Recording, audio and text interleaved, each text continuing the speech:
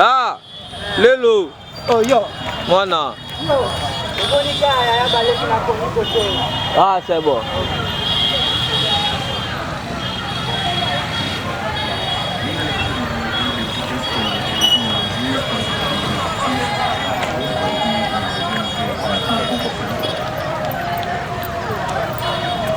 Avec sa image, il y a une de Sango.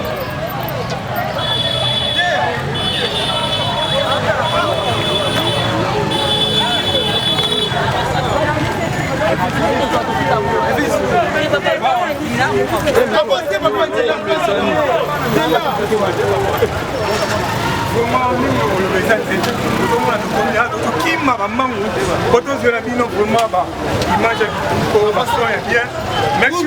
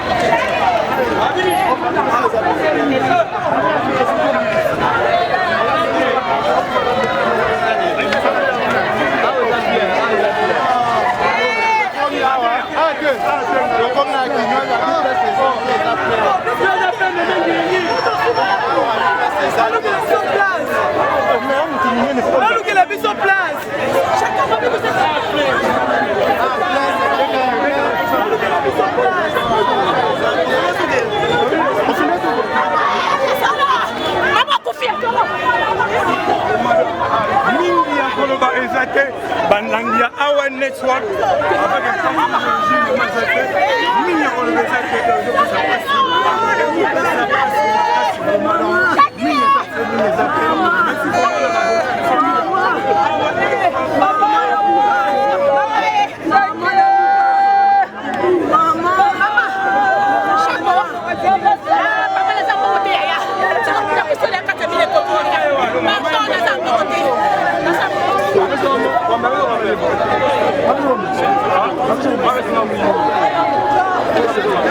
Voilà, tu commis déjà na morgue.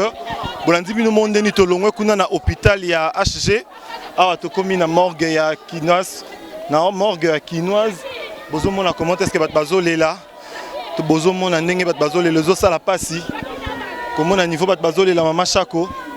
On ne sait pas quoi dire mais vraiment Mama Chako azoxi mité maya bato ebele. Azoxi vraiment mité maya bato ebele awa. Voilà pourquoi Bomona Batbazole là. Paraît-il que Bazana moi Koyo Kosolo la moko na Katukuna place s'occuper zate awa. On ne sait pas qu'est-ce qu'il y a. Déjà que Zalaki que na hôpital il y a 50 place Zalaki te place au boyi bakunba le la kaba artiste belé place batia ya Mindondo place batia Chiko Pululu. C'était prévu que nepe kuna na 50 mais là on comprend pas pourquoi. Kuna baba qui place zate donc to komi awa na Kinoise bato bayebi morgue Kinoise bayebi place ezali juste pembeni yangalema donc on est là toye bambangu donc de boza bomona ba pemezawa ba transpiration niveau parce qu'on a beaucoup couru pour arriver jusqu'ici to tamboli na ba moto poto koma awa poto zo ba image bozomona poto laksango bino donc on attend jusque là on attend la décision de l'administration s'il y aura moyen qu'on puisse la garder ici ou bien ailleurs. Donc on est là en train d'attendre tous la décision na bango ce qui est nini bolandaka niveau batbazole là déjà les autres ça là vraiment pas ici. Là déjà bomoni on est toujours là en train d'attendre ceux qui bako décider nini wa to moni arriver à président Elombe bao baza parmi bato bakambaka organisation il y a comédie, théâtre, na Bokanabisso déjà, Bozomon arrivé à président Elombe, na président Rock, Baza déjà Wana. Donc on est là, Tozo Zelakaka, qu'est-ce qu'on va dire puisqu'on ne sait pas. Déjà, cinquantenaire à l'Obaki qui est place Zate, cinquantenaire à l'Obi qui est place Zate, à Apenakinos, Tokomi, Tomoni qui est Balobi, place P et Zate. Voilà, ce sont des choses comme ça qui s'est fait et après on va dire que Nambo Canabiso Makambezo marché, c'est dans ce genre de circonstances, n'est pas mon arabambo Kamambezo marché ou pas. Ça fait mal vraiment de voir que Mama Chako c'est une grande actrice, sans pour autant aller dans les polémiques, c'est une grande actrice, mais déjà Totamboli Banzela Mobimba arrivé ici, Toko Mabako Mako négocier pour Luka moyen, Zoata Kornaye, ça fait vraiment très mal. Là on voit comment est-ce que dirigeant konzia monde artistique ndenge bazo lukaba kende ba négocier pour accepter quand même corps ya Mama Chako. Ça fait très mal encore, je le répète, et ça la passe. Mama Chako c'est pas une personne à négliger. Déjà Mama Chako za mutoyo et benbeneze et benbe à l'état. Mama Chako de génération en génération depuis le groupe Salongo jusqu'à aujourd'hui, Mama Chako a toujours été là. Elle n'a jamais abandonné son travail. Et Azaki toujours sur scène, Azalaki toujours na banzonzing, Batunyo surtout Bayebi, Ndenge Bozo Monakaka. Ça fait vraiment très mal. Si on peut avoir quand même quelques avis, Tanya Mabe, Dipe Tozana et Awa, ma consoeur, Zalara tout le temps accompagnée Nabiso. Donc Tanya, au monde Ndenge Nini Maramba morgue oyo, place les autres à tout moment, plutôt qu'il déplace les athées, place les athées. Ah, papa, tolobani les aliwa bazo kufa chaque jour.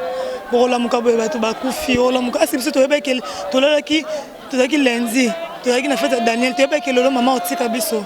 Tu veux que ngota bazo kufa au jour au lendemain. Mais tu veux éviter qu'est-ce qui se passe? Maman chaque fois mutu munene, baluka la biso ta solution, baluka ta morgue, moko ba kotisa. Ba morgue nyoso plein. Et là ça li passe. Et là, ça passe pour 50 ans, bazan à grève. 50 ans, bazan à grève, ça va à grève. Même si on a tout le accord qu'on a 50 ans, mais tout le monde est président déjà. Bah, nous avons une solution, même si c'est une solution que nous avons, et ça va vraiment bien. Voilà d'ailleurs kutu na lingi pe na tuna yango vraiment ozape parmi bateau mama chaque salina bango ba scène à Souka ba film à Souka. On va d'ailleurs en parler en long et large après, mais juste moi ndenge moi témoignage moi mukeka par rapport à événement comme les locaux bani pour na mama chako nzamba ya mbara molimo na kimia comment la charge na wana eza vraiment pas si vraiment pas si makasi mais nzamba ka emo ayebi mama na ça no théâtre te maman ya mbibiso a sali donc à jouer senga to jouer que son âme repose en paix. Voilà, merci. Là c'était Tania Mabedi Oyazapé, l'un de chroniqueuse YouTube, et après dernièrement à Outepe Gozala mois prochain Mama Chako na ba film et ba tourna qui a chaîne ya Leke TV. Ça fait très mal. Nous allons encore avoir avis à ba confrère Moussou Sope Bazali Awa. Donc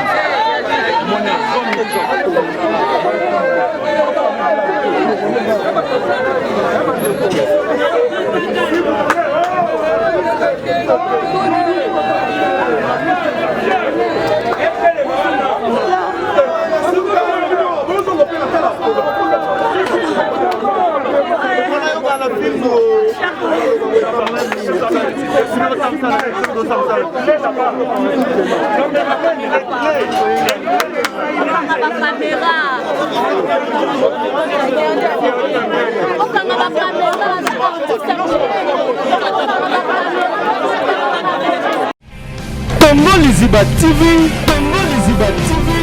Pour plus d'actualités, abonnez-vous.